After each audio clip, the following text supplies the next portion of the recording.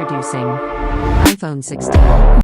Guys, तो जैसा कि हम जानते हैं कि आईफोन 16 एंड उसके प्रो मॉडल्स लॉन्च होने वाले हैं वर्ल्ड वाइड नेक्स्ट मंथ, जो कि लीक्स दिखाती हैं कई सारी वेबसाइट्स पे। वो है कि 10th ऑफ सितंबर तक आईफोन 16 और उसके सारे pro models plus model launch हो जाने चाहिए। इस बार का जो आईफोन आने वाला है वो सबसे पावरफुल आईफोन आने वाला है, और वो सारे फीचर्स जो 15 प्रो में मिलते थे और प्रो मैक्स में मिलते थे, मोस्ट प्रोबेबली वो सारे के सारे फीचर्स अब आईफोन 16 के बेस मॉडल में भी मिलेंगे।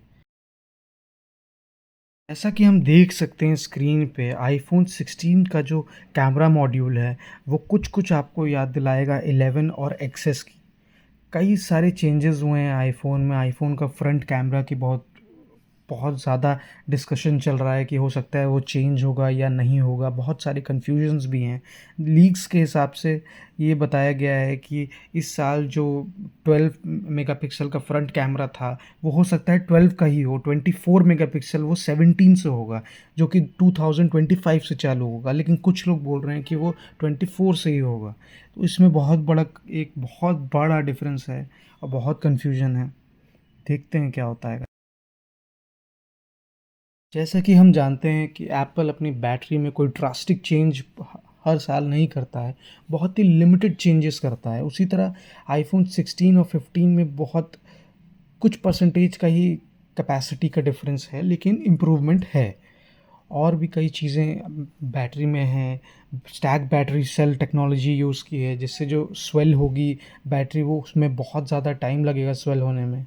और एक ईयू की गाइडलाइन भी आई है जिसके हिसाब से जो बैटरी में रिपेयरेबिलिटी और मेंटेनेंस है उस पे बहुत ज़्यादा एप्पल को ध्यान देने के लिए दिया गया है। उससे दो चीज़ें हो सकती हैं, एक तो बैटरी की जो कैपेसिटी है और लाइफ है वो इंक्रीज़ हो सकती है, और जो उसकी रिपेयरेबिलिटी कॉस्ट है वो भी शायद कुछ ना कुछ हद तक कम भी हो सकती है। सबसे बड़ा जो चेंज आया है वो आया है एक्शन बटन में, जो कि हमें 15 प्रो और 15 प्रो मैक्स मॉडल में मिलता था, वो अब आईफोन 16 के बेस मॉडल में भी मिलेगा। और दूसरा जो सबसे बड़ा चेंज है और आईफोन का पूरी सीरीज़ में सबसे नया है वो है कैप्चर बटन। अब वो कैप्चर बटन भी जो है वो सेंसिटिव एक बटन है। एक उन्होंने सेंसरी मोड भी दिया है उसमें। अगर आप उसमें स्लाइट एक टच करोगे तो कैमरा शटर ऑन हो जाएगा, होल्ड करके रखोगे तो वीडियो बनने लगेगी। वो कई सारी चीज़ें उसमें और इम्प्रोवाइज़ करेंगे, हो सकता है।